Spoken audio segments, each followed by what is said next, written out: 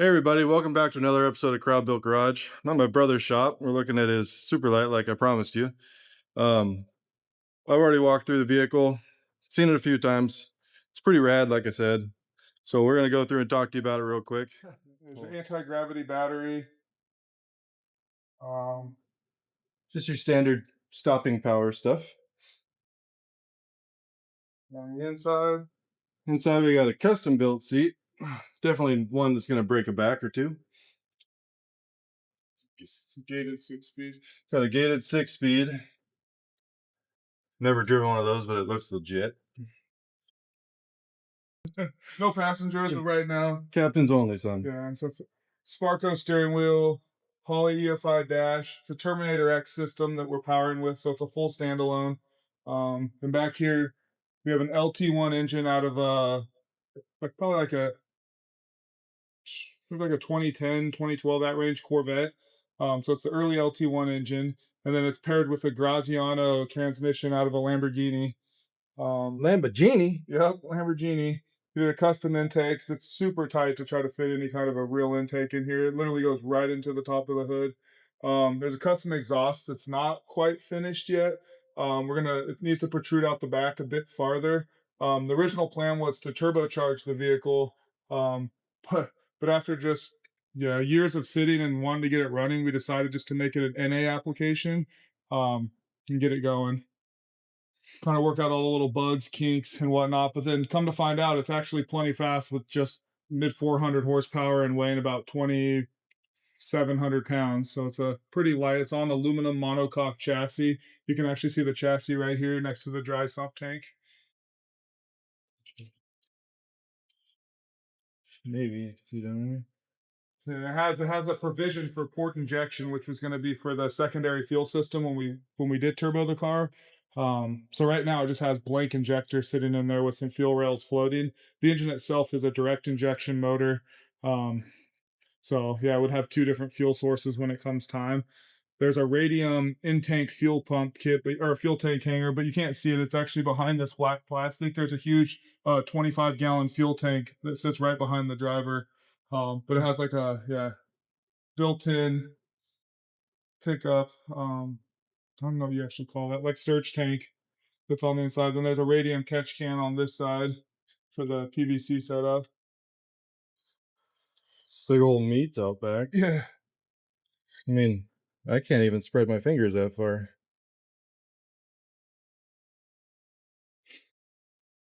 See, on this side, you can see the wiring mess. If you come around, you'll see some of the wiring down here. We tucked everything tight under the body to try to keep away from any of the atmosphere, rain, water, whatnot. But it's tucked way back in this corner. The wiring's just kind of temporarily set right here and coiled up till we get all the little bugs and everything figured out. We just want it to be accessible. We had to do custom brake lines throughout the whole setup, or throughout the whole car. So if you look down in here, you'll see we had to make custom lines, brake lines, clutch lines that go throughout the car. You also see custom radiator pipes. Since this is a mid-engine vehicle, the radiator is actually in the front. So we have a feed in return. We have feed on this side. You'll see it's piped right in here. And then there's a return on the other side, way over yonder in that corner. And they basically parallel the vehicle up to the radiator. The closest door you can see comes all the way up to this side. And there's some of the water pipe right there. Everything on this car is billet, so it has billet control arms, billet uprights, billet mounts. I'll give it back to Brian. Man, this thing is freaking awesome. Let's close it up so they can actually see what it really looks like. It's a little bit of a process right now, so we're just gonna close this. This off. Pins going down here, or quick release pins.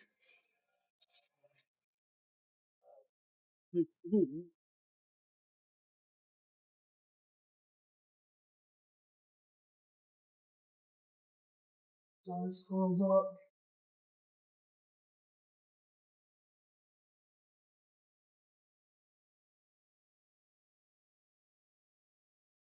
I got the full for the video. Yeah.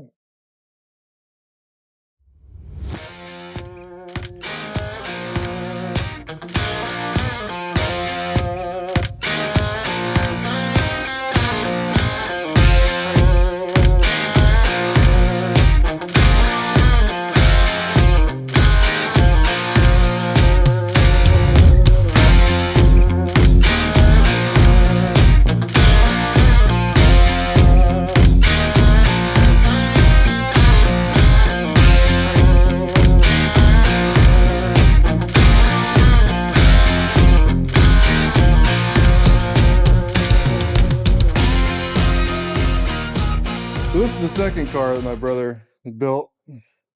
These kits. The first one was an Exo set, which is basically a go-kart, Ariel Atom style car. The those ones are more Miata based. Pretty much everything's Miata, but my guy here decided to put a GTO motor in it out of a 06. What we said? 06 GTO. So if you think this one looks a little scary, I wouldn't even sit in the other one.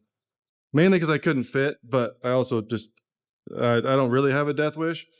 But this car is this is a lot better than the last one. It actually looks like a car. You take it out in the rain. I don't know that he ever will, but Yeah. probably a little too much poop. Anyway, that was the car I came to show you, but I came to get the lift, and we're gonna go back to the old shop now, and we're gonna turn to that Sidekick a little bit. Probably see if we can get it to turn over by hand, or maybe even just pull the motor out. We'll see. But we'll catch up with you guys real soon. As you can see, I finally got the hood open. I totally forgot that the hood latch is in the glove box, which is like the most common place for it to be, right? I mean, why wouldn't you? I have found a new fender. I was gonna build bumpers for it instead of trying to find these plastic pieces of junk. Uh, I thought I was gonna get away with being able to save the grill, but it is broken on the side, so we might try to patch it up a little bit and still run it. I'm not really sure. But this engine doesn't look like it's gonna make it. We're gonna give it a shot.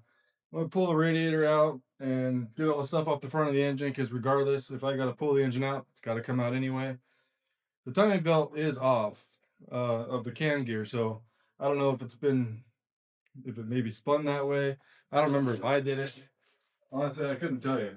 There's a lot of different goos on this thing right now. I kind of wish I would pressure wash it when I had it outside, but that's neither here nor there. I got gloves, and it's fine. So anyway, we're gonna tear into draining some fluids out of it. Not the oil yet, but we're gonna drain the coolant, get the radiator out of the way, and pull the air box on it, get the timing cover off, and go from there. So let's see what we can do.